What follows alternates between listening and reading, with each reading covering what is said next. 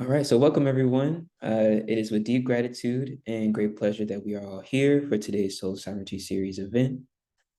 The Soul Sovereignty Series is a virtual Black August fundraiser hosted by Community Healing Network. Community Healing Network is a nonprofit organization whose mission is to mobilize Black people across global Africa to heal from the trauma caused by centuries of anti-Black racism, to free ourselves of toxic stereotypes, and to reclaim our dignity and humanity as people of African ancestry. In hosting the Soul Sovereignty series, our intention is to elevate our incarcerated kin and their emotional healing as we explore global Africa's need for emotional emancipation as a whole.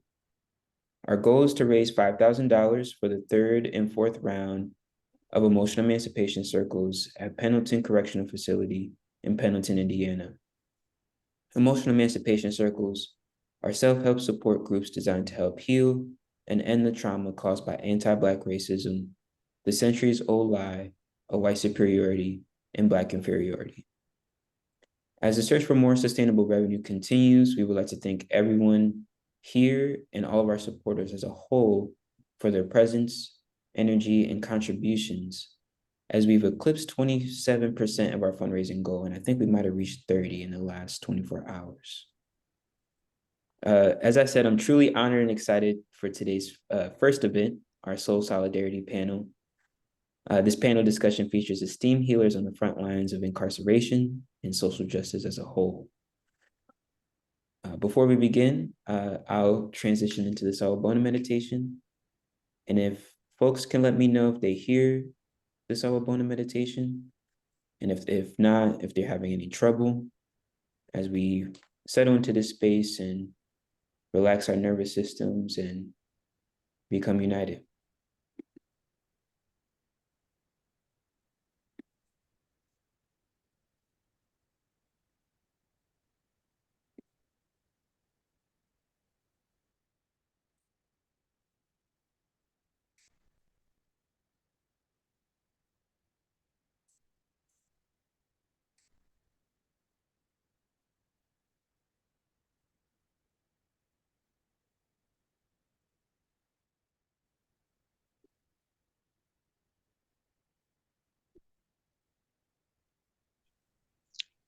Not yet.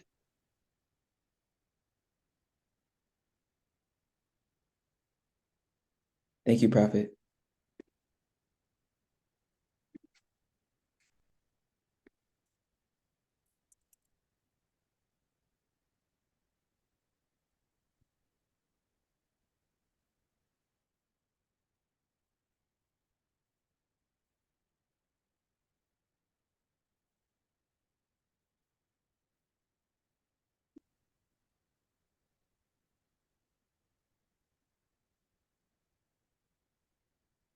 No.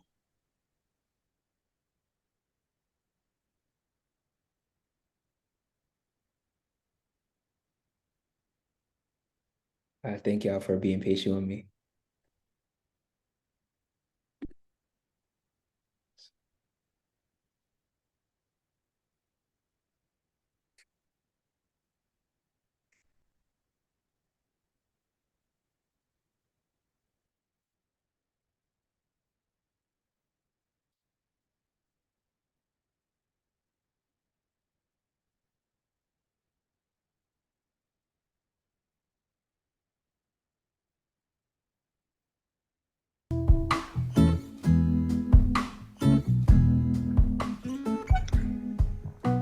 This is a chance to really see, to Sawubona, because too often we see ourselves and each other through the lies, the biases, and the stereotypes that take our humanity away.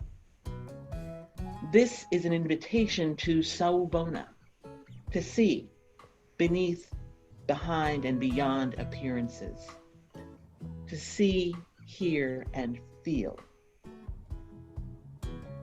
I see you. I see you through eyes that transcend my own sight.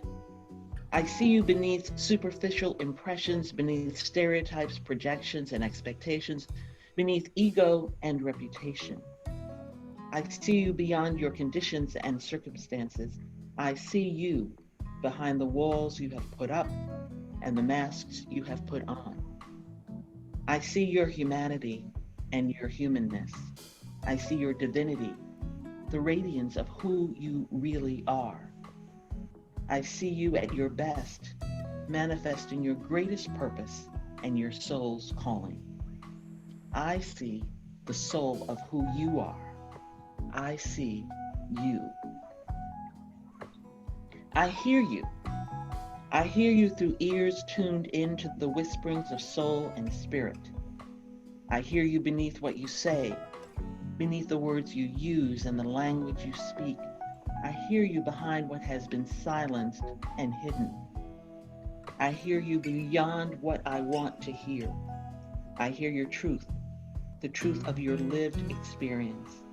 I hear the voice of your deepest intentions, who you really want to be and how you really want to act. I hear your dreams and highest aspirations. I hear the soul of who you are. I hear you. I feel you. I feel you from the vibration of our oneness where our souls recognize each other. I feel you beneath our differences in that space of our interconnectedness with each other and all life.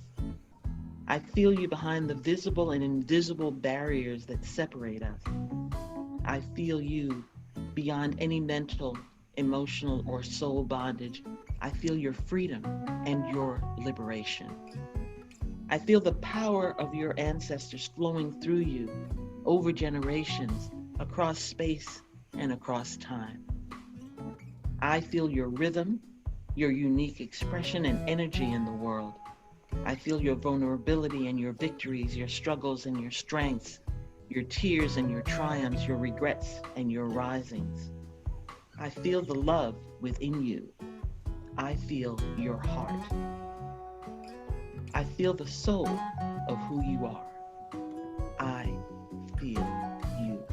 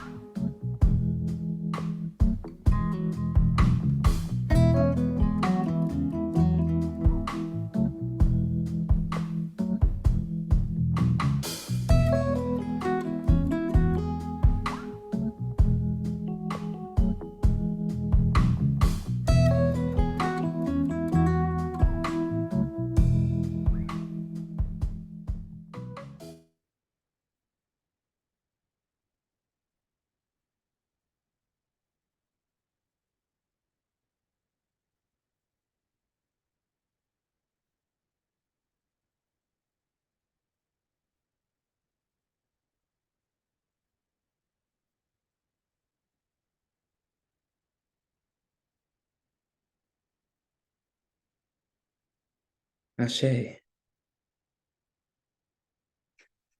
As we slowly arrive back to this space, feel free to take your time.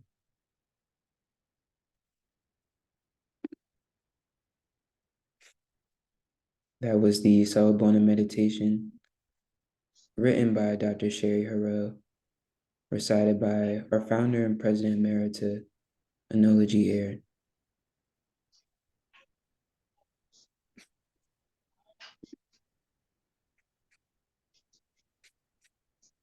So as folks speak for today's panel, I will be spotlighting y'all just so we have our concentration and focus to y'all.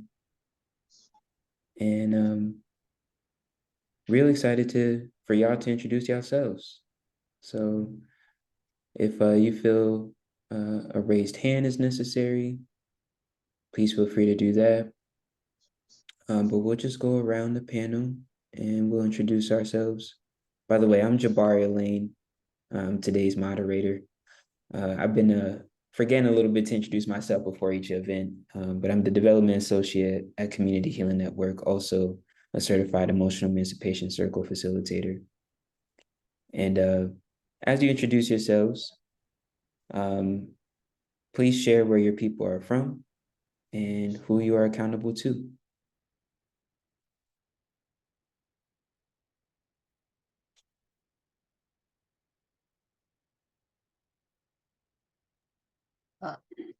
I'll go. I'll hop in, I guess.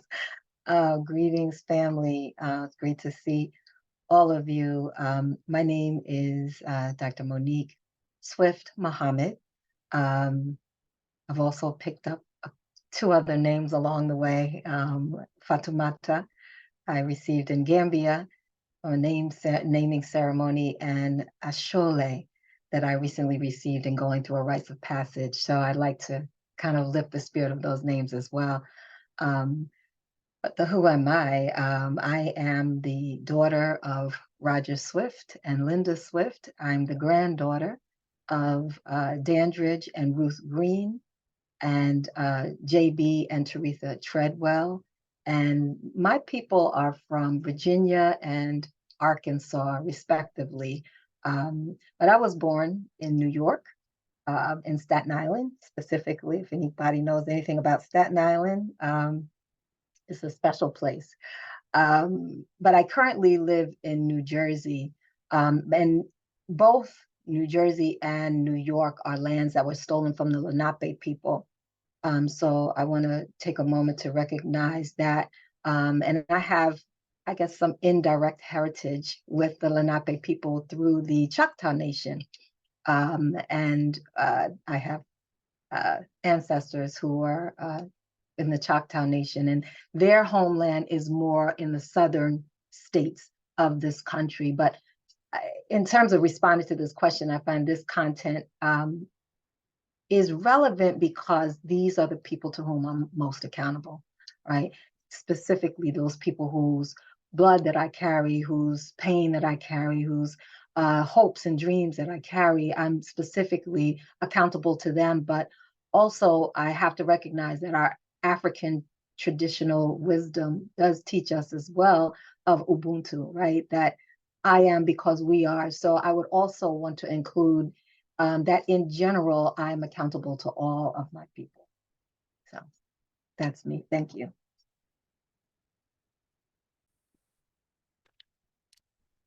Thank you, Dr. Swift.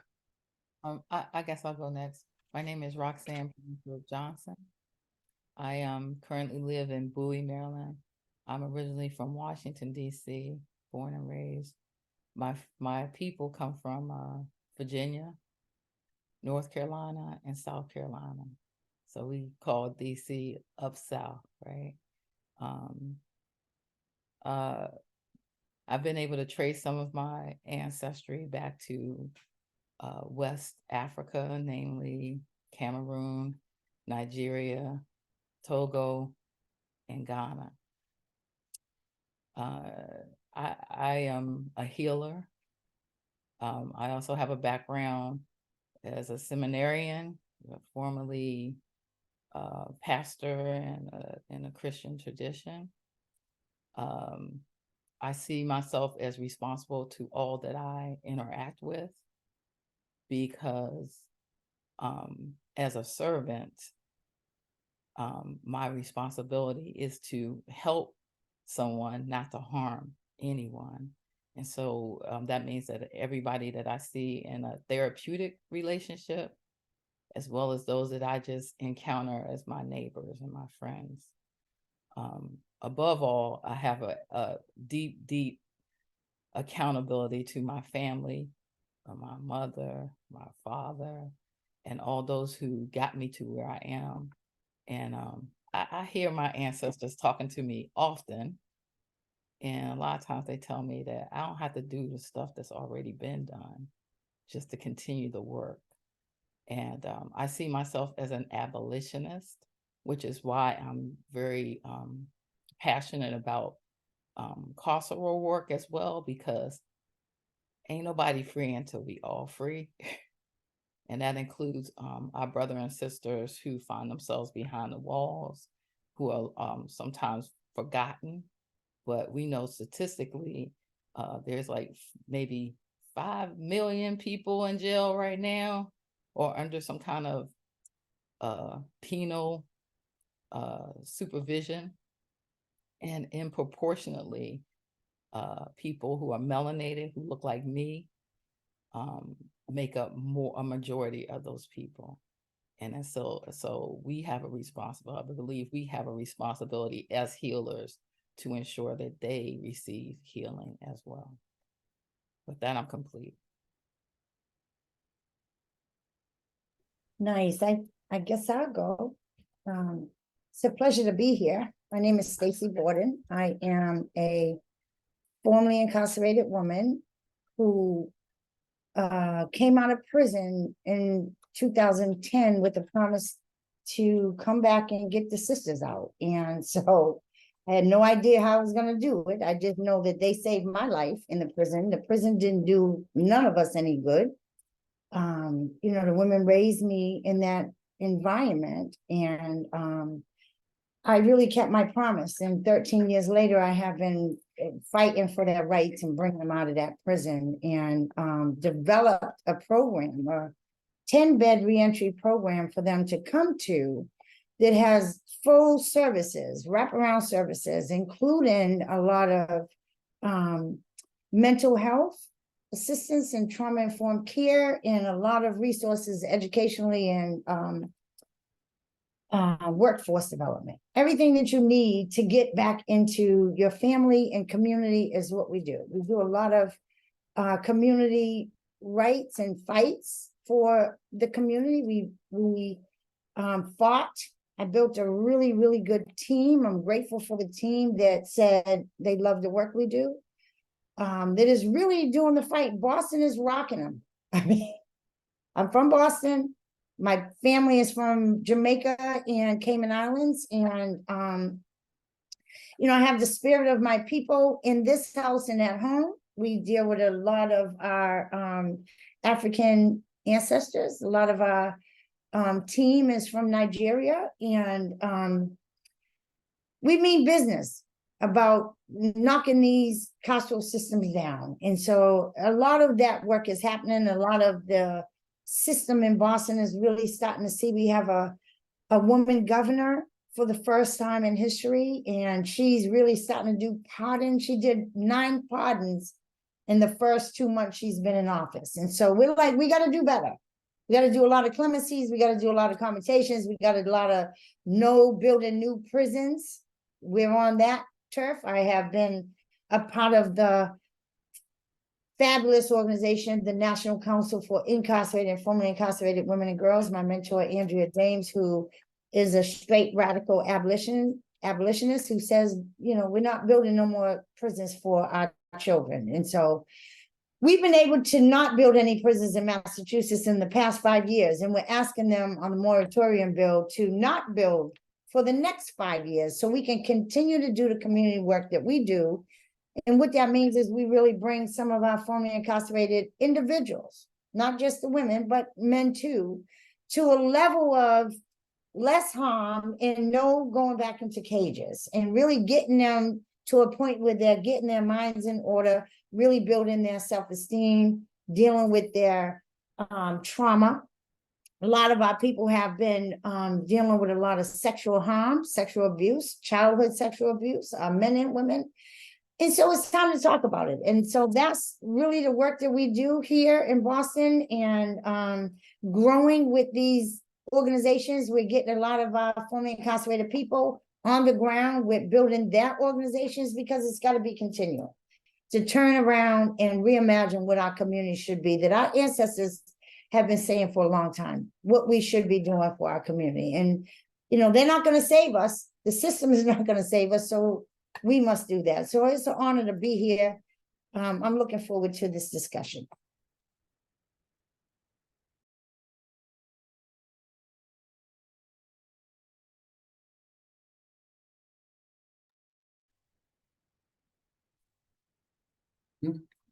Oh, I get, so that means it's my turn? Okay. My name is Larry Turner here in Chicago.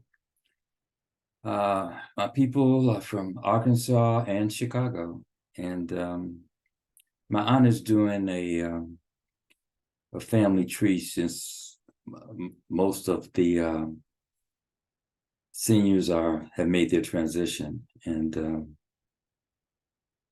ancestrally My people are from Central Africa. You know, and I'm responsible for the youth and families here in Chicago.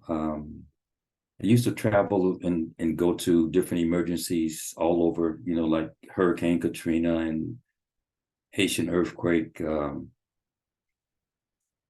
in Sierra Leone during the Ebola crisis. But so many as Stacey has said, so many of our brothers and sisters are still doing the same thing. It's the same thing over and over and over and over, going into institutions.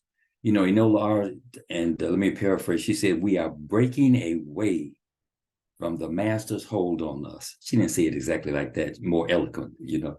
But that's the hole I find, from my view, of us in. You know, you have to, we go to their schools, we get indoctrinated from day one, from being bottle fed as opposed to breastfed, and so on and so on.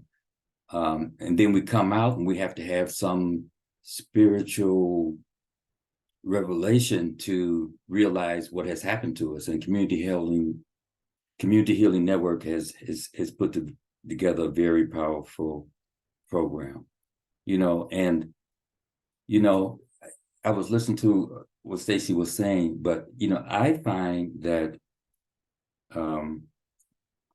those of us who have had the experience of being incarcerated, for some of us, it's a good place to be. It's a chance to slow down. You can get involved with a lot of mess inside. You can die inside, but really you can really live and slow down and begin to change. That's the beginning of change for a lot of us. And so it's what goes on inside the institution. Once you get outside, a lot of us have a lot of distractions. Inside, you have a chance to slow your thinking down, get involved, like the brothers that we had in Pendleton. They were making use of their time. They weren't just, the time wasn't doing them. They were growing, not going through their experiences. They were growing through it. And she's doing a lot of great work there in Boston, as there are people here in Chicago as well. And it's a matter of bringing all of the resources together. And we have a lot, we have a lot of thought, but we can't keep doing things the same way that we've always done, which is the European way, which is to separate. And Black social workers, Black nurses, Black psychologists. And it's great to have that, but that shouldn't be the end result. That should be just a starting point for degrees and or however you want to do it, and then bring all the collectives together. Because surely some of us, I know I have, learned a lot from people that only had 3rd and 4th grade educations. If I spent the time to listen to what they were saying and had some type of spiritual experience that allowed me to be transformed. I couldn't get with you got to tell me to shut up, Jawari. Oh, Jackie's still. I couldn't get with a lot of the our great Christian ministers out here. And we have some good ones now, but when I was young, that was not, you know, it wasn't for me, I'll say that. But now that I've matured somewhat, I work with a lot of ministers, Jeremiah Wright, Reverend Moss here in Chicago, Father Flager. These men not only have a spiritual practice, they have spiritual work. And we can find that, and they're accepting of other forms of spiritual practice. You know, I choose yoga. Yoga opened my eyes, not just the physical postures, but the spiritual postures, learning how to slow down. And I share that in therapy with others. And I'm so glad that there are a lot of young therapists out here doing a lot of new things that I don't want to learn because I'm supposed to be retired, but I love to see them do it. I love to see them. Oh, go to her, go to him. Yes, so I can just stay back and just make my transition. Anyway, that's it. Thank you, Dr. Larry.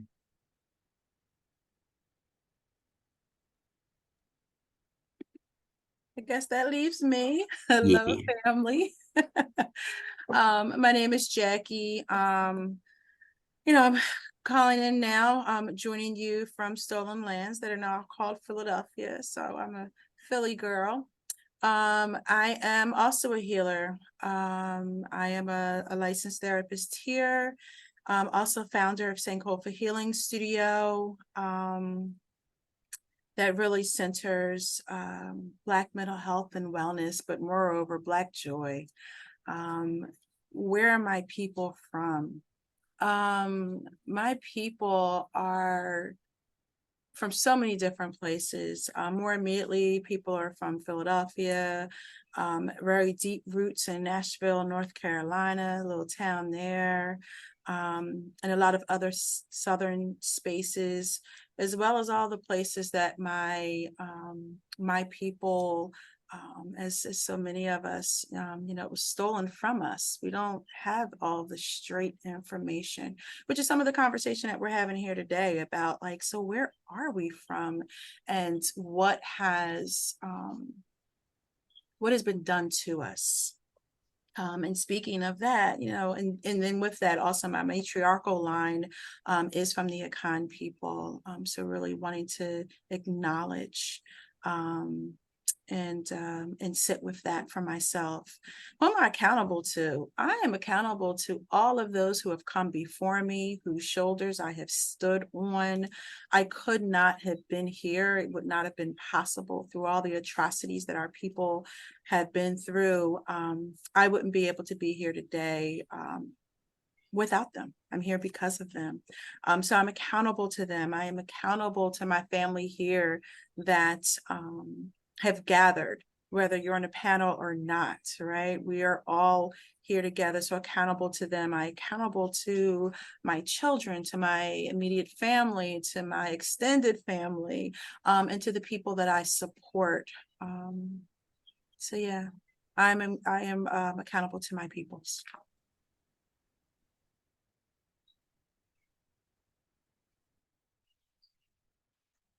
Thank you all for those insightful introductions. I'm laughing to myself a little bit because Jackie, that bet that you have placed, it's going to be an interesting one. But with the time that we have, I look forward to diving in. So a lot of y'all talked a little bit about the importance of healing work inside the carceral system and touched on various issues that y'all are addressing in y'all's work. So panelists, I would love for y'all to go even deeper and talk more about the issues that y'all find that y'all are addressing through y'all's work, whether that be behind the walls or in the justice work that y'all are involved in general. And how is healing the solution? Jabari, I think you have one sister that has her hand raised. I don't know if you want to address her now. Hello. Hi. Hello, family. My name is Olivia Dimry. I was born in Uvalde, Texas. I came here to Washington when I was 5 years old. I started a career in several places, and I worked my way up from being a clerk to being an administrator at the Smithsonian Institution with one of the only African-American secretaries there. With that, I journeyed to travel all around the world as a tour guide for that institution. I also have Mama been... Olivia? Yes? My apologies. Can I interrupt you for a second? Sure, of course. So the question, where are your people from and who you are accountable to, was presented to the panelists. Just because in the interest of time, we won't have the opportunity to get to everyone and for everyone to answer that question. Of course. I'm accountable to the Whitfield Turrentine ancestry from Texas, from Arkansas, and from the District of Columbia. And I thank you for that. Thank you, Mama. So just wanted to restate the question that was presented before. Please describe more about the importance of healing work inside the carceral system. What are issues that you are all addressing, and how is healing the solution?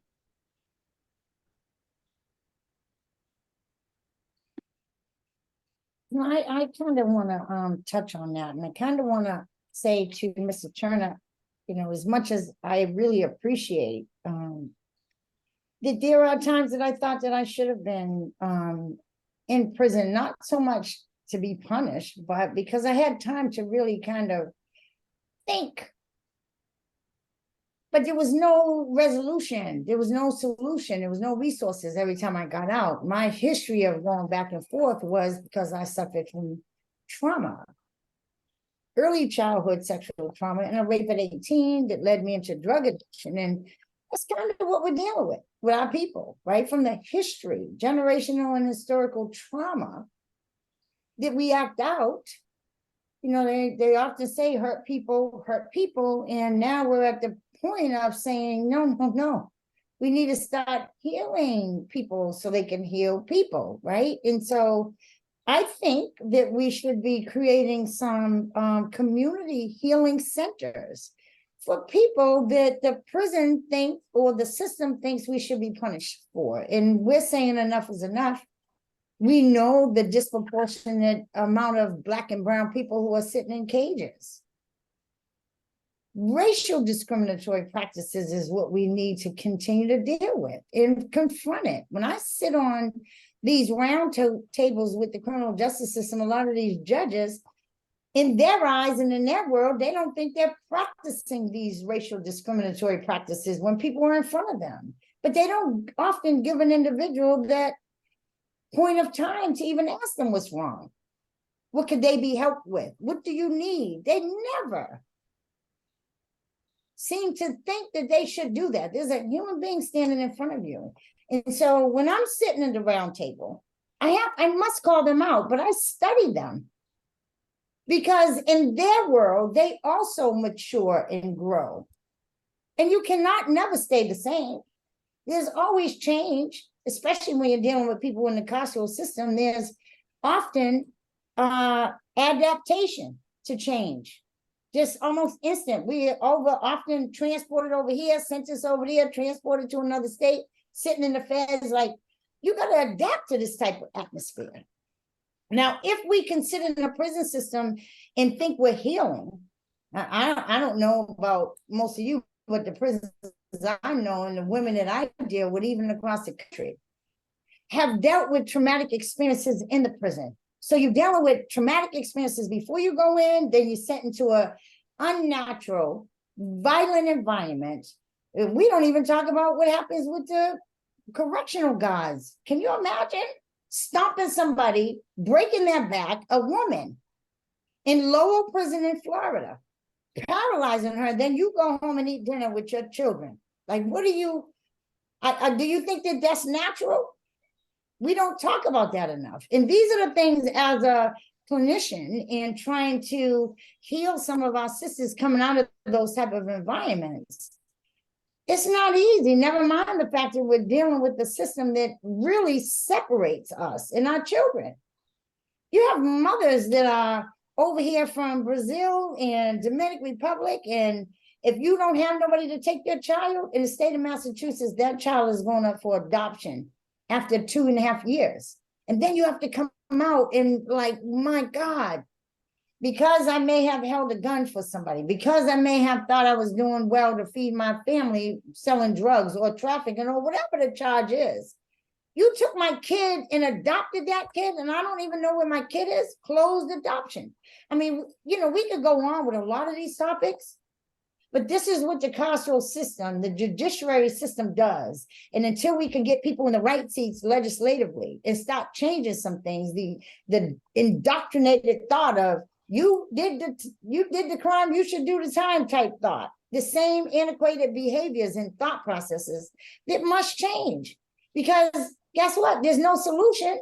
If you don't get a natural life sentence, you're coming home and you're going to be a neighbor one day, right? So what better way to do it? If you're going to send somebody in there, you got to send them out proper. But we have done this so long that now it's just about punishment and never mind what, you better not make another mistake or else you're going in again type thing. And then we're like, there's no solution in that. And so that's the fight we do up here when I sit around the round tables. I have to be okay with who I am to correct another human being who has the power to not send someone in that type of environment. Send them to somebody like Jackie, a healer. Send them over there to Monique. Like, we got people we can send them to. Like, we do not have to send them into an unnatural, violent environment that nobody seems to have control over anymore. It's out of control. Stacey, I would totally agree with you and everything that you've said. That is, those experiences that you say are true, but each one who goes in has a chance to at least come out alive, even though they are more traumatized.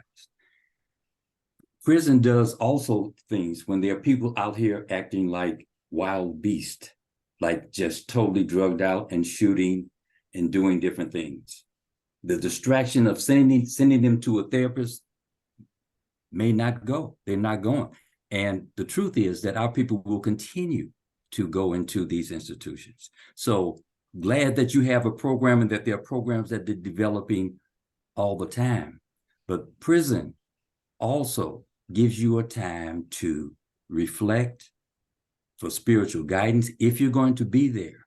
Nelson Mandela planned and did things. So each one who gets incarcerated, yeah, and some of the institutions are definitely worse than others. The system is not going to change because we want it to. We have to change the people, our people, wherever they are, in whatever conditions they are in. If you're doing 10 years, what are you doing with that time? Yeah, you might be in a situation where you are in the hole. You might be in a situation where you're being raped and molested. Then again, you may be with some brothers or some sisters who can help you slow down and plan. Okay, so you're in here for dealing drugs. Is that what you're going to do when you get out? And a lot of our brothers and sisters return to that same lifestyle that got them in there in the first place. Yeah, we can fight against the system, and we must, but we also must fight the spirit of our people where we can. Mm-hmm. That's what I'm saying with that. I was resonating really deeply, Stacey, with what you were saying. I, as a clinician, I see kind of everything. I specialize in trauma and kind of see everything through a trauma lens, and really appreciated the perspective that you brought. When I look at the trauma prevalence rates of the general population, they say is somewhere around 60%. But when you look at the prevalence rates of those who are incarcerated, now we're looking at roughly 97%. I would say even closer, more to 100, right? And so just looking at that disparity in rates alone, it really says a lot to me about the importance of healing for that particular population, for our incarcerated brothers and sisters. We know that when trauma is left unaddressed, right, when it's unhealed, then it compounds, right? And it gets reinforced as well. And so you said it earlier, Sister Stacey, that hurt people, right? And so if we look at it in this way about healing this trauma, then in that respect, we're talking about prevention, right? That working on this trauma, healing that trauma is preventative. So I want to kind of connect to what you were talking about with the racial trauma, because much of what we experience, Black people, we experience everyday trauma like everybody else, the accidents, the deaths, and whatever crises that occur in our lives. But on top of those everyday experiences of trauma, we're also experiencing race-based trauma, right? And so that's stems from kind of living in this reality that is completely invalidating to us as human beings. It invalidates our humanity. It obliterates really our ability to thrive, right, and to actualize. And so on top of that, even if you are someone who descends from an enslaved African, right, then also you have that intergenerational inheritance, right, of trauma that is also there as well. And so there is all of these layers of trauma that we're experiencing.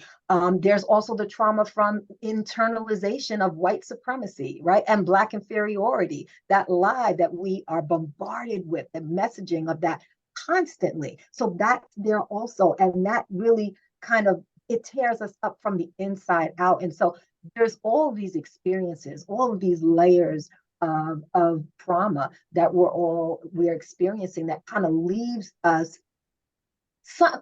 sometimes it leaves us with, I'm going to say, kind of no alternative, right, than to kind of be in a position where we're eating the flesh of another person, right, just to exist, right, just to survive, or even sometimes just to have a little bit of luxury or a little bit of comfort or a little bit of your joy in your life. You have to eat the flesh of someone else because you're lacking so much. And I'm not saying this to excuse anyone for any, victimizing other people, but that's reality that this society puts people in, and we have to recognize that, we have to own that.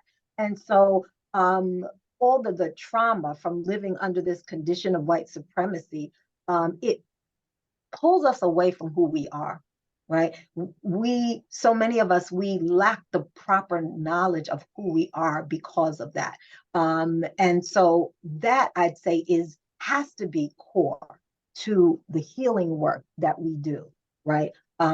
Which is really, that's what the EECs are about, right? And that's why I think it's so important that what is happening in Pendleton, and hopefully will spread to other facilities beyond Pendleton as well, that EEC bringing that important healing to that population. And so thank you, Sister Stacy, for what you were saying. I appreciated it. Jump in and say that I consider myself an abolitionist, and not just when it comes to being free of white supremacy, but changing. I don't believe in at least the society I imagine that we need to live in does not include correctional institutions. Mm-hmm. I believe that we have the ability to help people without putting them in cages. I believe that we can take care of our communities without having police who do more harm than good. Okay, so that's kind of my own personal philosophy when it comes to. Now, we live in a nation that we did not create system-wise, but we built this, right? And so in lieu of not being able to change all the systems that exist, we can heal people where they are.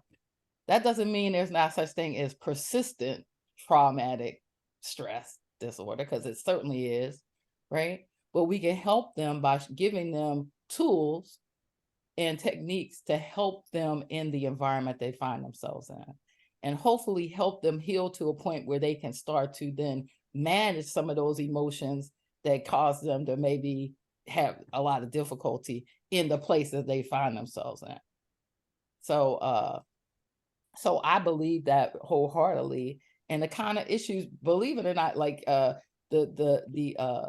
my experience with doing the EEC at Pendleton, those gentlemen knew a lot. They were teaching us as well as we were transferring information back and forth. So it wasn't a a one-way thing.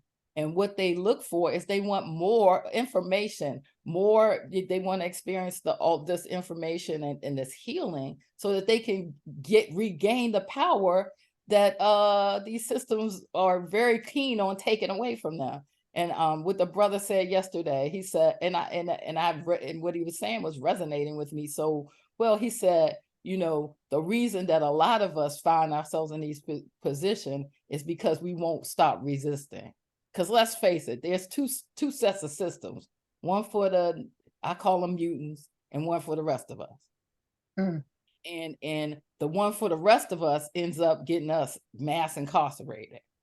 And so when we stop resisting and they can have control over us and take our power in that way, then we'll be seen as a model citizen.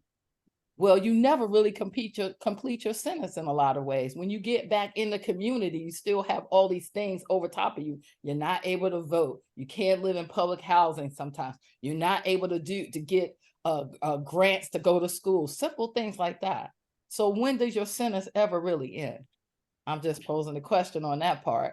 But so we have to be able to, if we're all going to be healed, we have to heal that population too. We can't act like they don't. A lot of times they feel like nobody, you know, that they're forgotten. But we have to let them know that, nah, y'all ain't forgotten. And as a matter of fact, you're an important part of our society, of our community. And we want you to be whole and healed also.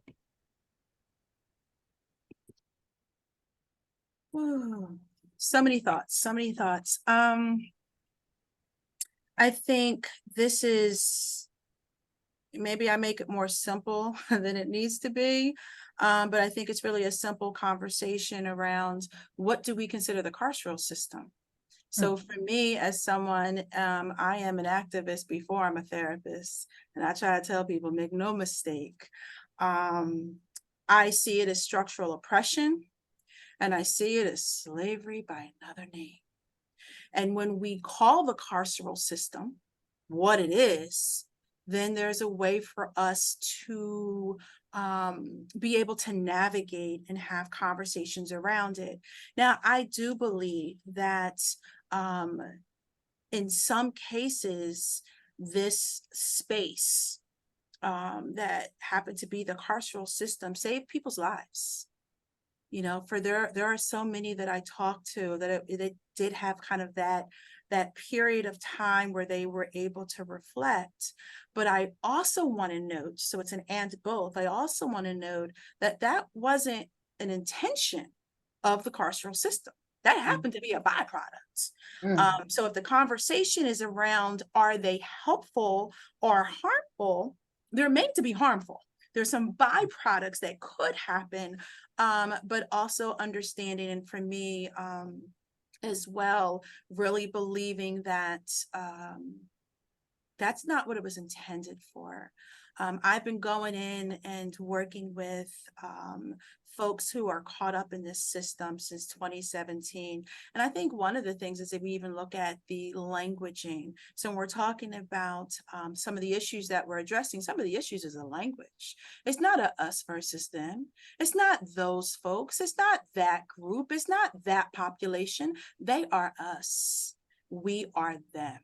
And when we see it in that way, there's a different level of understanding and empathy. Every single one of us are either one decision away or one stop or one interaction with someone in power away from being in those cages.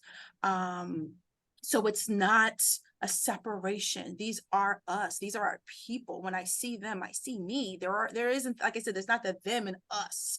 I think that's part of it. And really addressing the core issues that was brought up around the trauma. I have not met a person yet, and I have worked with hundreds, doing therapy with, going in and doing therapy with, and let me be real clear, not therapy underneath of the systems guys. I go in as a licensed therapist, and I go in as on paper, a volunteer, and I do individual and group therapy. So this is not one that has to report to a system. So we do it our way. And I haven't met one person who has not had some sort of experience. Something happened. Folks don't wake up and just say, you know what, I want to do A, B, or C and get myself in trouble. No. So really what we're talking about are the systems that are in place, that are set up for us to get caught up, and the ways that it has done for so many years. And why is healing the solution? Because when we begin to heal, we see ourselves, and we see ourselves within the world very differently. When we have been exposed to trauma, with all of us melanated people have been, and let's not forget as well, incarceration in and of itself is a trauma. So there is no one that comes out of that system who has not been traumatized. Incarceration, I will repeat, in and of itself is a trauma.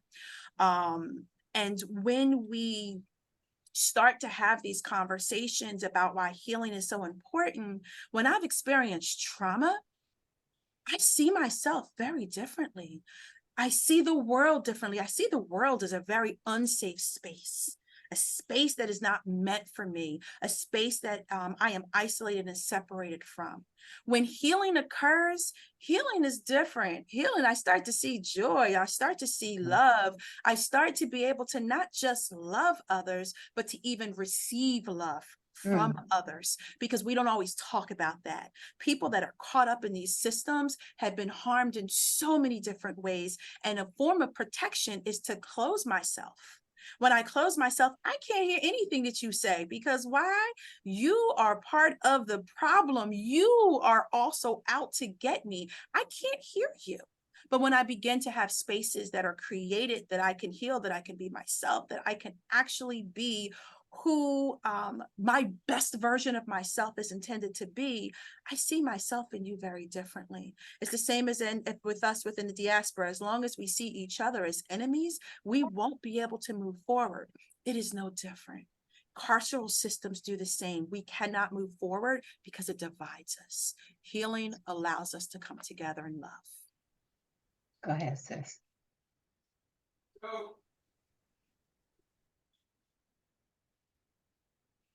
Powerful. Really appreciate the emphasis on Ubuntu, which is of course, what brings us together throughout the global Africa on a spiritual and physical level. And I really appreciate that emphasis in y'all's responses, as well as how we tend to the deeply rooted traumas that our folks behind the walls have experienced. We are close to the 5. We're actually at 5 right now. And I want to be respectful and mindful of people's time. So if we can, panelists, if y'all can speak to the transformative nature of the work that y'all have done behind the walls and justice work in general. If you'd like to share an anecdote or talk about the rays of sunshine in your work, I think that would be a wonderful way for us to transition into a brief Q&A. I'll start and make it quick. So I look at it as prevention, working with the families. There's not enough therapists for everyone coming out of the joints to have a one-on-one that would be successful. So we have to use our African tradition and have a community before on the preventive end. That's why working with children and working with families. So what I found is to be true. When you have difficulties at 5 and 6 years old, it's almost a straight line to the joint. Okay, so how do we get my block, one block in the neighborhood, we have to get to know our neighbors. We have to get to be accepting of all spiritual differences and spread the culture. People, in institutions, you find some people who are well-read, who can really read. You also find a lot of brothers and sisters who can't read. And that's a real, and so when you have gone to the joint numerous times, 30 and 40, you're 30 years old. trauma on the outside, trauma on the inside. So people have to be ready for therapeutic interventions. It's a lot easier, but then you have some outside forces. It's a lot easier if you can do it on the preventive end. So I look at working in schools, in neighborhoods, like we had the old truant officers used to come by. But so that's the avenue where I think a lot of our efforts should be placed. I'm not saying that everything else shouldn't be, but if we can catch our brothers and young brothers and sisters on the preventive end, we give them, I think, a better chance. And real, I mean, but look. I read banned books. How does this knucklehead in Florida and the knucklehead in Arkansas ban it? How are you gonna tell my history? You didn't lie about your history. George Washington, the father of our country, 300 slaves when he died. 300. And so if you lied about your history, and now you're going to tell me, well, some of us develop skills so that we had jobs when we get out. But anyway, I have to laugh because it's so tragic that's where we need to motivate some of our people out here to see we can fight on all fronts. We can fight on all fronts, but the miseducation of the Negro has been going on and is still going on. And then we have to look at ourselves too. We're brought up in these institutions. So it has to be a spiritual change. It has to be a community change. And we have to, have to accept people that, still think they're more European than African and realize that I'm still on that journey too. That I'm still on that journey too. That when I see somebody with a cup on the side of the road, my first thought is not, what has he or she been through? It's like, let me roll my windows up. Let me get away from them. And then I realize where my line of thinking is. I'm not giving you any money today. I might not give you any, but at least I can change my thoughts that, hey, this is a brother or sister that has gone through some things. So I'll stop right there.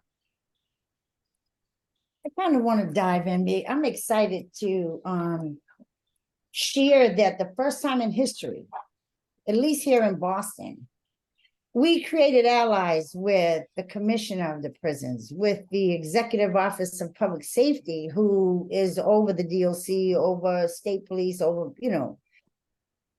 the first time in history, we've convinced our commissioner, Carol Michi is a woman, to allow our people to speak from within the prison about voting rights, about LWOP, about parole issues, about classification issues. We had over 69 incarcerated people stand in the prison and speak to legislation. That was big. That was, you know what it did for the individuals in there? And more so, you know what it did for the women out here? The guys in there are like, oh my God, you ladies are badass and you rocking them. You all are really down for us. It changes the whole perspective of things with the way men view women. And it allows our young men and women in the prison system to know that they have people out here that are supporting their rights, right? We need voting rights back in the prison. We can't change anything. They took half of our population and kidnapped them. Well, more than half. I like what you said, Monique. You're right. It's 97% of our people, especially women, that are incarcerated. Black women who they have first kidnapped our Black men. Now they've kidnapped our Black mamas. And our children out here, they're just waiting to kidnap them. And so we're saying the way to transform, reimagine communities is to kind of really bring these people, these system people in our community. There's nothing, more than we sit back and say, you know what, Judge, you're okay. Your children is in college. You got your mansion. You go home to your well-rounded, rich families. How about you come to the community and see what it's really like and understand what you're doing to an individual? And that's what we have been able to do. Really get them to see the indifferences of, since you keep wanting to call us poor and we're in poverty and all the stuff that you keep us under, let's come together. And so that's the type of work we've been doing in here. And I really needed to share that because what's been happening is they find their ways. They find their ways to incarcerate us. They have come up with this whole 58A, dangerous. You see a young man with a gun, he didn't point at you, he didn't shoot you, he didn't threaten you, he didn't do none of that. Maybe he's afraid of something or somebody. But you want to take him and incarcerate him to make sure that you give him a case, a charge that not allows him to do process what they call a right to bear arms. You're doing that to the Black men across the country. But I bet you have your children in your homes, 15, 16, 17-year-old kids that are going to shooting ranges and hunting, and they don't get a charge and nobody holds them on a 50. I don't feel more safe that you got a Black man sitting in jail because he had a gun on his body. We're saying take it from him, give him a fine, and allow him to have due process and go file for a permit. Maybe we need to teach him that. Maybe because we're so indoctrinated to believe that we can't have a gun, that we just think we can't get a permit for it. You know what I'm saying? There's a lot of these type of conversations we need to have, some realistic stuff. Instead of just the same, I'm not saying what our history and our ancestors have been teaching us. It's time to act on what they've been saying. For a long, I've been in the dark forever. I'm 62 next month. I'm just like, I can't believe that I allowed myself with all that pain to drug myself out and suppress my shit that I had no idea until the sisters woke me up. You're talking about that dude down in Florida? He'll never make it nowhere. He's causing himself a menace. And if this country is on that ground that they would allow somebody like him to come in and tell us that we shouldn't be woke because you think you are, this is unacceptable. We should be piling up going to Florida the same way he's piling up immigrants and sending them to all our states. We should be going and piling up and down there. That's how you do a people's assembly and really rock the state. I'm just saying, I'm hyped. That's part of the work. I don't go to sleep until I know somebody's free, not free. And I like that too, Roxane. Abolition just don't mean free of white slavery or free of the system. We're talking about abolition, real freedom. Put up some signs up and say freedom is this way, because they've done that. We know that history. So I get real hyped about it, y'all. I'm just like, I call myself a little egg that hatch. And anytime I'm asked to be on a platform, I don't know history. I'm not a historian. I don't know about slave and all that stuff, but I do know the prison system. I do know the community of them taking us out of here and putting us away so we won't procreate. You know how many young men that I mentor that went into prison at 17 and came out at 50 and never even had a relationship, never mind have a baby? The destruction. Young men call me like, Stace, why is she asking me where you at? I'm like, babe, it's just a question. It's just, sometimes we don't even know how to start a conversation, but they're not trying to call no parole on you. Be easy. These are the things that we talk about with our young Black people that are coming out of the system at 50 and 60, and they are like child mind. And so it's our job. It's our job to show up and help them grow up and build confidence and learn a trade. You know how many resumes I write and bios that I write because they don't think they have skill sets? I'm like, dude, if you mop the floor, that's a skill set. You had a job. If you created a flag in that damn institution, you were creative. Like, you know what I'm saying? And you're right, Mr. Turner, often when we're sitting in them damn cages and them cells like that, we learn how to be creative people. And I'm not saying that's not good. It obviously is, but in the women's world, we're different from men.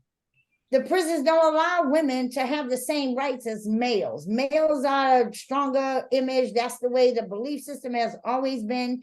And we have no type of rights. Every time we try to group up or heal or have a group setting, we're sent to the hole for inciting a riot. We don't get the same rights. When I tell you about that young girl down in Florida in Lowell, because she wouldn't go out at night, they'd be trafficked. They're sent out to give the officers and this is by the Department of Justice. It's nothing I made up. It's documented. This young woman said, I am not going to have sex with anybody. I didn't give nobody permission. They dragged her out and stomped her and they paralyzed this woman. This is what's happening in our prison systems. And this is what's got to stop. And gratefully that in Massachusetts, the system is starting to hear us and allowing us to connect with our people through Zoom. And they're able to speak and share what their feelings are about being in a system. We don't have nobody put nobody away for the rest of their lives. How about we teach somebody their own accountability? Come on. Who are we to have them tell us what we should be accountable for if we weren't taught it? So I'm gonna end there because I talk too much. I'm just loving being here. So thank you. No, you ain't talking too much. No, you ain't. I would just like to chime in and say the reason that I guess a ray of sunshine for me is what my sister was saying about the power of healing. Healing empowers you, gives you your power back that all that trauma usurps from you. And so if I can help one person move into a healing space from a trauma space, I feel like I'm doing what Creator called me to do. And so I'm always up for it. I like a good challenge. I'm a warrior by nature. Don't let the food taste fool you. Go ahead. Okay? And so and the tools that I use are both spiritual, but then also evidence-based, how I've been trained, right? And so I think, we can't forget. I think one of the sisters was saying, the people who are behind bars are a part of, we are one people. And so they're part of our community that's in another place. And so when they come back they integrate back into our communities, we need to treat them like that. And we need to be able to provide them with whatever they need to be back in a wholesome way, back into community, not being ostracized and seen as others, because that's what this system tends to make us think that, but any given day, I think somebody else said, we could be in the same situation. It never escapes my head that it doesn't separate me from some of the things that have been visited upon other sisters and brothers. Never escapes me. Yep. I'm complete. So piggybacking on that, what I hear you saying is welcome people home.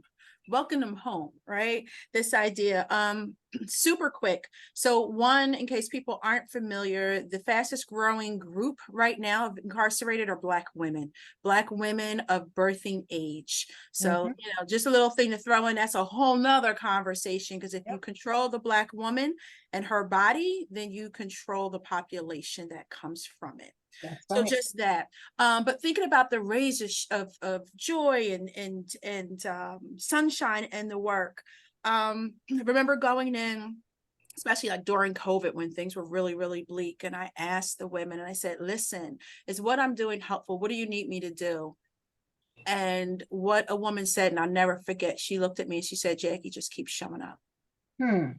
And when I say that hit me hard, and all I could do was cry, and we all sat there and cried together. It's about consistency. It's about being there. It's not about exactly what you do. It's the fact that you show up. The idea that you show up. The other thing, the last thing that I just want to share really quickly is the joy that it brings me is that I change the face of what therapy looks like. So when folks come and see me, I say, like, you're not here for our class, right? Because you do know that we're not going to learn how to draw Snoopy. This is our therapy. We're going to have some real conversation. I'm going to love up on you. We're going to love on together. We're going to cry. We're going to yell. We're going to scream. But we're going to go through it together. You don't have to do this by yourself. So for me, as a therapist, I show up and I always have folks that are trying to get in. We just don't have enough seats. So the idea of healing in a space that I've created, that I'm super proud of, and thank you, ancestors, for lifting me up with the power to do it, that therapy looks very different. They are looking for therapy coming out. We get to change what it means. I'm just going to be over in a minute. Do you have, what's the matter? So I guess for me, you asked about, Jabari, the experiences of doing the circles, and I haven't done any of the circles in Pendleton as yet, although I am scheduled for this next round of circles, and I'm really excited to do this work. But when I thought about what it would be like, what came to mind was a talk that I heard the Honorable Minister Louis Farrakhan do. He referenced a previous point in time where he was speaking in a prison. And he said just within minutes of him talking, he would see the the softness of their faces, their hearts. And basically, it wasn't his words, but as I listened to him, the humanity of who they were came back. And he said he called in the prison guards and says, come here and look at these. Look at their faces. Look at them who you call animals and see them as human beings. And that always, I heard that many, many years ago, but that sat with me. And that's something that I often, whether, not just with working with people who might be incarcerated, but many of us walk around holding the burdens of our life on our face, right? Holding the burdens of our life on our backs. And it causes us to carry ourselves a certain way and be a certain way, but we're not animals, right? That people think we're not the rough exterior that people kind of see of us. And so when I think about doing these circles, I am excited to be a part of the restoration of that humanity, right? Of that personhood that often is taken away from them because they're wrapped up in the system that doesn't acknowledge them, that doesn't see them. And so I'm looking forward to Salbona, right? I'm looking forward to having them see me, see them, right? As the divine beings that I know that they are. And so thank you for all of you who actually have done these circles and have shared a little bit about your experiences.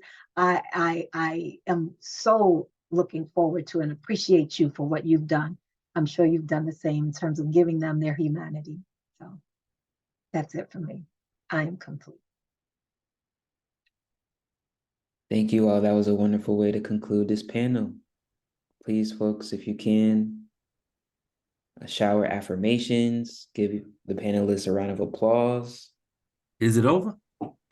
We are at 5:20. I want to check in with the panelists to see if we have a little bit more time just to answer a couple of questions. How does that sound to y'all? Yeah. Great. Well, definitely fired up, and I'm sure other folks are too. I think Brother Gerard had a question before the prophet. Brother Gerard, you raised your hand earlier during the panel. If you have a question, you're more than welcome to share now.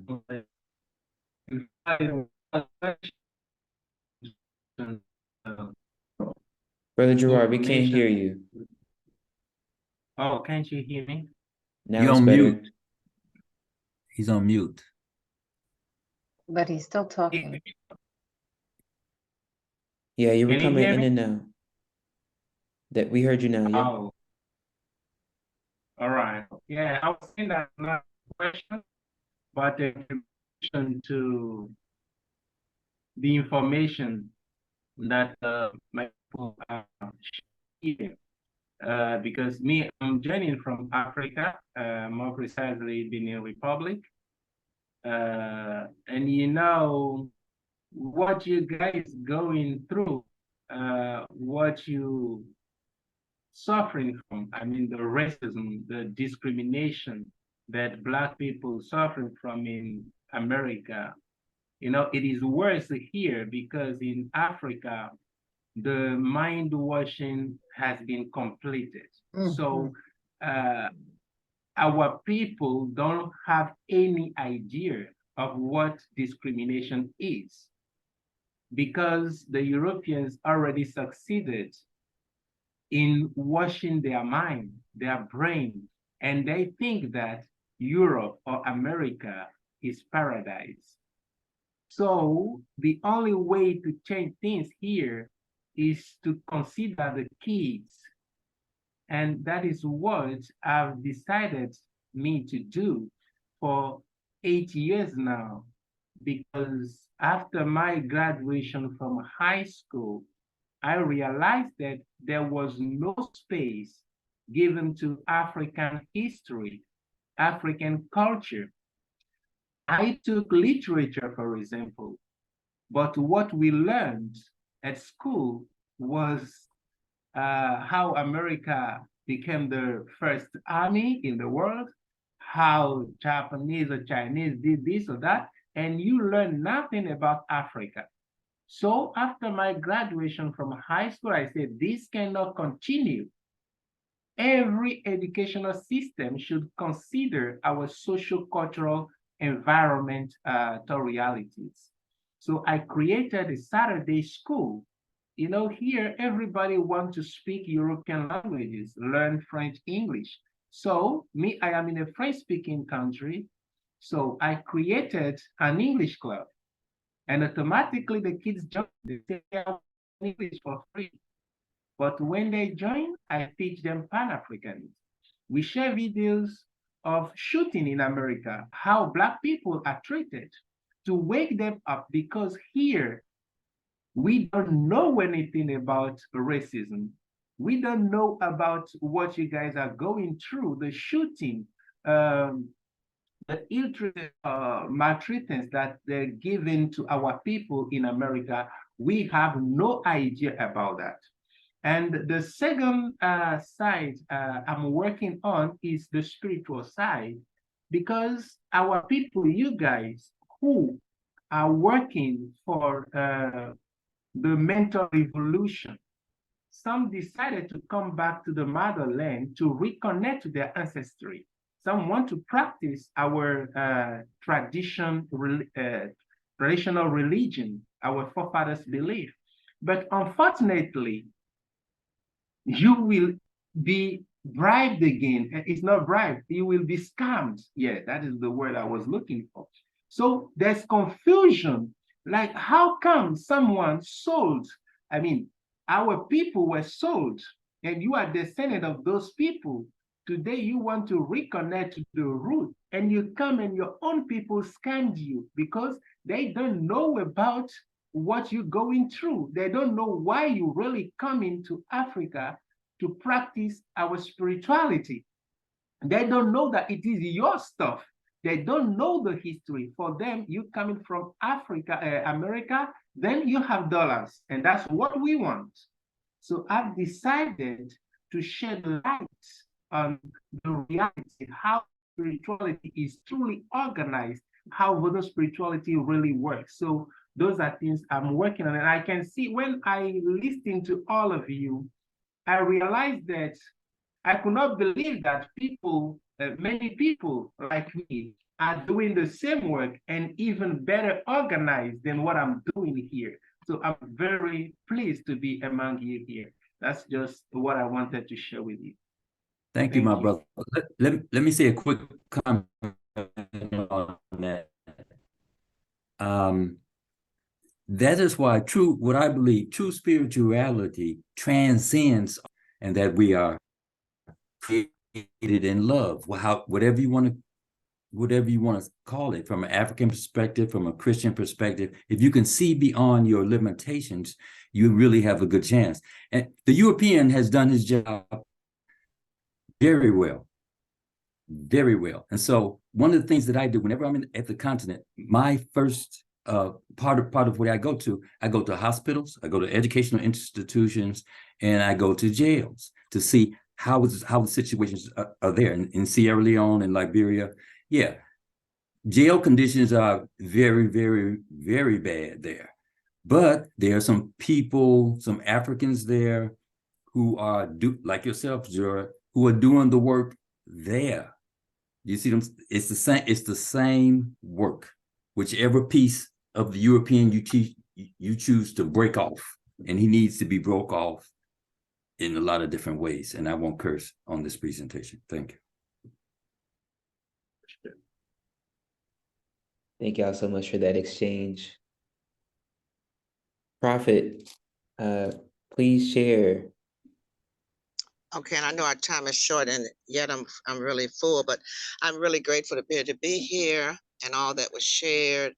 I want to make sure that I touch again on what I did yesterday about Ubuntu and Sawubona healing circles, but Baba Gerald and what Brother Larry said as well, and several people mentioned spiritual. I guess the sadness for me, and I don't know if it's really sad, but it's it's not really sad. It's that for me, in the world I live in, the answer is spiritual, because it's the one thing that they can't really touch. once we have it, not religious. One of the challenges that many of us over here have run into from the spiritual and the African spirituality, Brother Gerald, is that, Baba Gerald, is that in being in contact with healers in Africa and priests and all that, is that it becomes problematic trying to connect, starting out thinking that we need to reconnect with African spirituality. But one, is very costly if you do connect. And then I also discovered from some real live Babalawos that even if you have the money, they don't have to give you the power. So because I believe the power lies within all of us, it's just a matter of tapping it. And what Brother Larry said, it is universal once we get out of the flesh, that people like Harriet Tubman, who had no priest or African religion, had dreams and visions, and they led her to take a lot of people from slavery to freedom just because she had the visions and she was in touch with a higher power. Same thing with George Washington Carver, who talked to plants. So many of our ancestors came to this country with the gifts, but we didn't have the rituals. And so I just happen to believe that those ancestors who taught the original Africans are still there, still prepared to teach, still prepared, so that we can have some of that here. So, and I do believe, I just believe strongly that I'm hoping that spirituality will be elevated in some of the therapies, because it's not we said we move away from some of the traditional Christian stuff, say the prayer, send it up to God and wait for it to come back as a victory, when really that's not what it is. It is a real, it's a real live thing. My father used to say there's more power in the invisible than in the visible. So once we create it in the invisible, it can manifest in the visible. So there's more to it than that. But I also wanted to, I'm hoping, Jabari, that we can have a way to be in touch with the presenters, because they were just so powerful. And I'm a part of some other groups that do work. I never thought I'd be doing anything in the prison system, but these last 2 or 3 weeks, I discovered that my grandfather, great-grandfather, great-uncle, and a bunch of folks were incarcerated, and that they, for one reason or another, and that indeed I could have been, if it wasn't for some angel or ancestor or something, maybe my grandfather that snatched me up in my 20s when I tried to do somebody in. So I don't think that I didn't go through severe abuse as a kid. I just had something in my DNA. And so that's something I think we don't look at as much. That I do know in working substance abuse that trauma is a big thing, but I didn't have that, yet I had a streak in me that I couldn't understand. And then I discovered that one of my ancestors was an overseer, another ancestor that was a sharpshooter and had no fear, and people try, well, whatever, but there's a lot of stuff in the DNA that I have to grapple with. So lastly, I just really hoping and praying that in addition to EEC, the way I'm picturing it, and we talked about this yesterday, is Salbona or Ubuntu or both, somehow getting in there, just getting them empowered because they're healers, and they're just like they're healers of us out here who have run around kind of half crazy, but still doing some healing work. They are in there, and they can be taught how to work with each other. And when they shut those prisons down, the fact that some prisons aren't allowing mail, and they can't see YouTube, and they can't see this and can't do that, giving them the tools, so no matter what they shut down, they're working from that divine power from within them. No matter what crime they did, that doesn't go anywhere. It's still there. And they're giving them the tools to tap into that, because they can do some amazing things for each other even. So anyway, but you get the picture that they have the rapid response as well, because that is a crisis situation, and the rapid response is designed for that. Give them the deeper long-term stuff.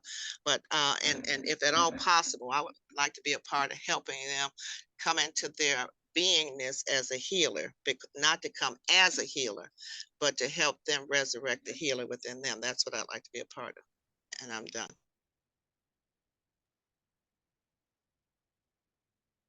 Thank you, Prophet. Surely affirming that, and appreciate you for emphasizing and affirming some of the intentions that you have been inspired with alongside us and as a part of us here at Community Healing Network. Definitely looking forward to following up on that. And you definitely spoke to some of the things that I think all of the healers on this panel and beyond, really it's a natural part of their work, sort of awakening the DNA and the genetic memory that folks have to become healers themselves. So I really appreciate the sentiment that you shared, and really am grateful for all the folks who are doing that work. Definitely look forward to that work continuing, amongst us and beyond us. And there are a lot of affirmations in the chat that were shared for Brother Gerard. There was also a comment by Queen Roxane about the seventh key to emotional emancipation. Our strength comes from our spirituality and our spiritual connection to one another. Definitely wanted to highlight that and uplift that, as the 7 keys to emotional emancipation are centered in African psychology and center the divine. Something that I'm really happy to be proud of to be a part of, and really grateful that we continue to circle back in each of these events to the spirit and the power of the spirit. Thank you all for your time. If there are any more questions, please feel free to raise your hand. If not, please give another round of applause to our panelists for all their radical, critical insights, their wisdom, their healing energy, and their words. Good. I just put one word, it's a Zulu word in the chat, Ulwazi, ULWAZI. And that's what, I don't call what I do therapy anymore. Ulwazi, it means information. Because what I'm sharing with you is information and you're sharing with me. I'm not the therapist, we are. I have some information. If you want to, we can share that. That's just me and the families. Thank you for rooting us in that cultural wisdom. Appreciate that, Dr. Larry. I think there was some questions around recordings. This session was recorded. All of the events have been recorded, so everyone can look forward to an email containing the recordings sometime next week. And in that, we can also share the best website or digital space to contact and keep in touch with our presenters throughout this Soul Sovereignty series. So look forward to that. If there are any questions or any concerns, please feel free to reach out. I will be available as we prepare for our next event, the Dope is Death documentary screening, which is happening at 6:30. You all should have received an email containing the link, but I think our panelists might have not. Some of our panelists might have not. I think that's because y'all didn't register for the series. How do we donate? How do we donate? We donate online? But yeah, so for sure. So I'll go ahead and I'll share the link in the chat. And take it easy on y'all. Thank you. For sure.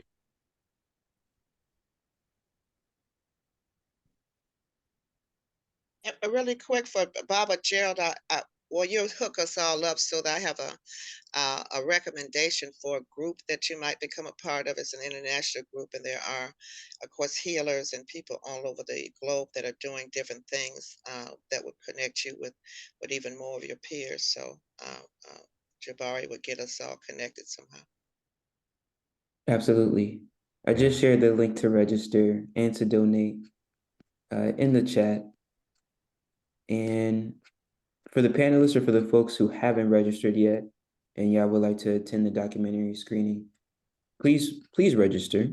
You'll be able to contribute according to the ticket prices, but you also can use your discretion as to how much you contribute. The minimum, just so y'all are aware, is 50 cents. So any dollar, any donation counts.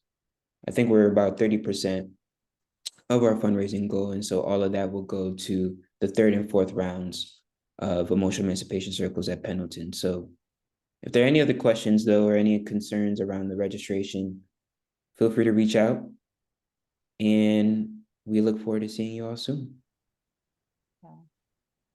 Ashe, blessings. It's a blessing. Thank you. Bye. Blessings. Thank you, Brother Drop. If anybody, if you need my assistance, just give me a call. My information is there. I'm asking my son, how do I save the chat?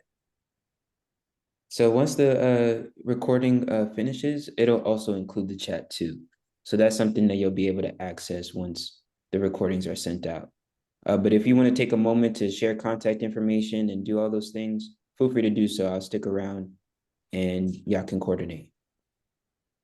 Right, take care, everybody. Take care. All right. Peace Take and care. blessings. Thank you Blessings. all. Right. Take care, Stacy. Be contacting you. Jackie, Pittsburgh. All right. I think everyone has my information. Brother Gerard, but where are you at, my brother? I need. I couldn't hear you. Can you put it in the chat for me? Your Sure. information? Okay. Brother Gerard, did you put yours in there? Yeah. You said? No, let me see, because I do want to send you something. Can you resend it? I don't see it. I see something, but I don't see your specific like email or something connected Yeah, with a my WhatsApp. email, yeah. Is it in there? Let me put it here. Yeah.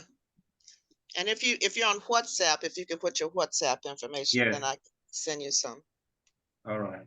This is my yours. Oh, now I got to get a WhatsApp. Chris, come back.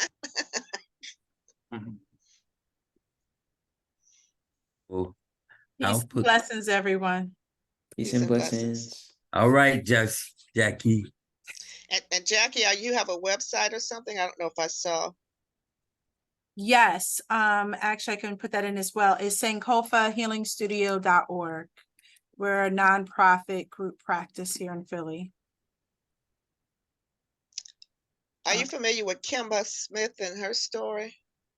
No, it's not ringing a bell immediately. She wrote a book called Poster Child. Hmm.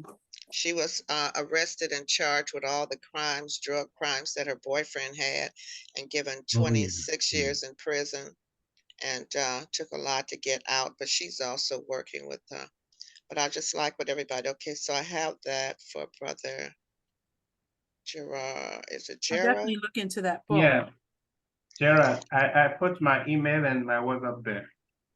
Well, let me put my information too, because again, I hadn't planned on doing some of this work. I'm a part of the 400 Commission, and they have a whole program around reentry. I just never got involved with it. There's your email, and let me put mine just in case, and then we can jump off here, Sister Jackie. But please reach out, and because it's just, I mean, I hadn't planned on getting caught up in this, but this whole last week since I learned my ancestry, everything seems to be about incarceration.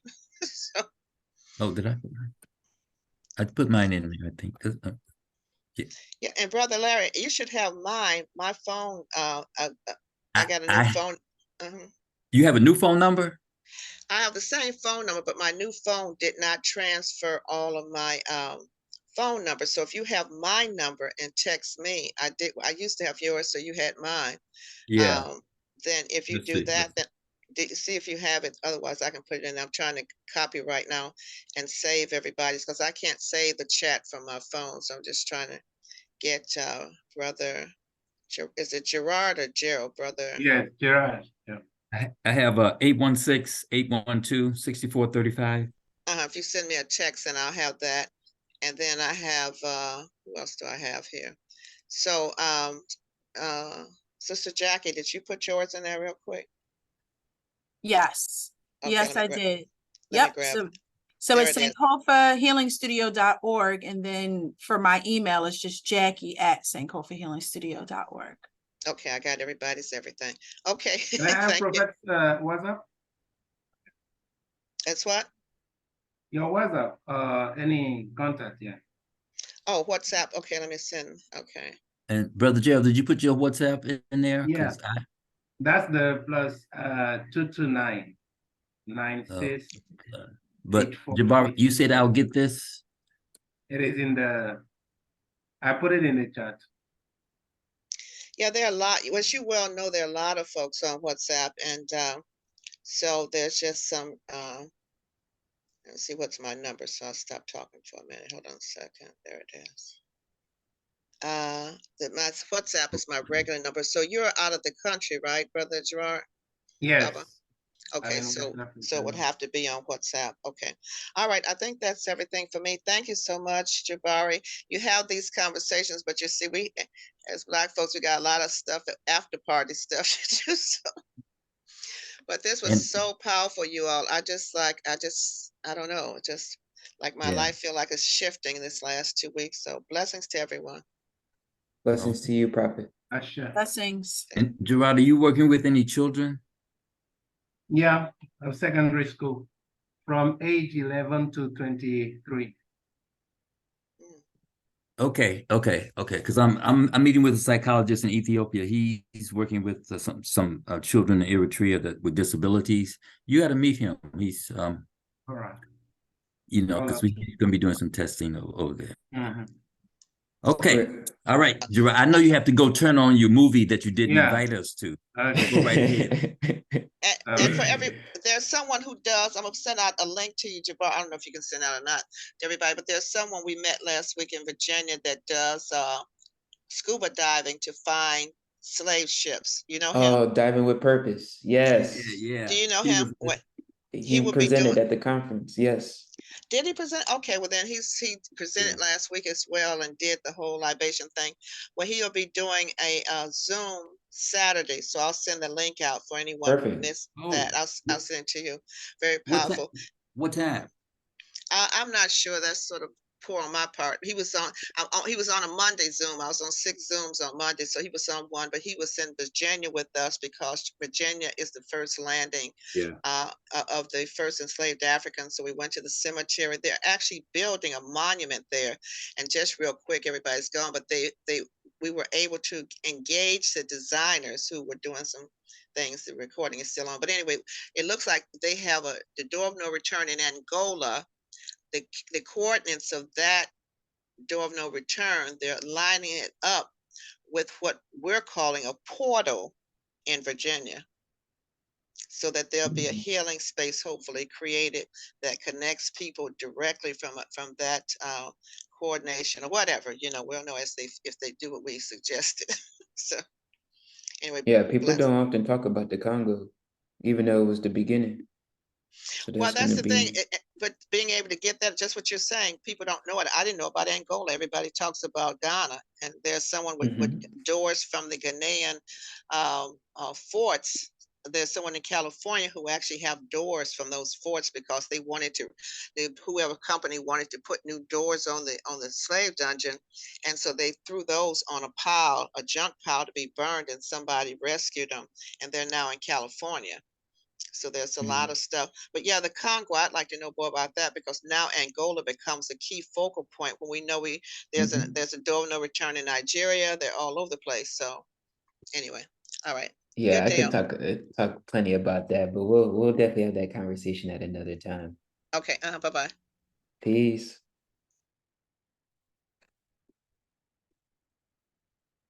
Dr. Larry, are you complete? I'm sorry, what did you say? Oh, I just want to make sure you complete. Is there anything else? No, Yeah. No, everything's fine. And okay.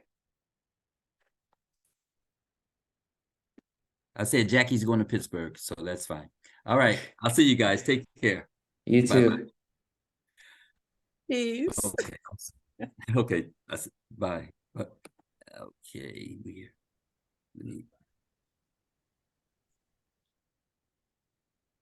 Hey. Hey.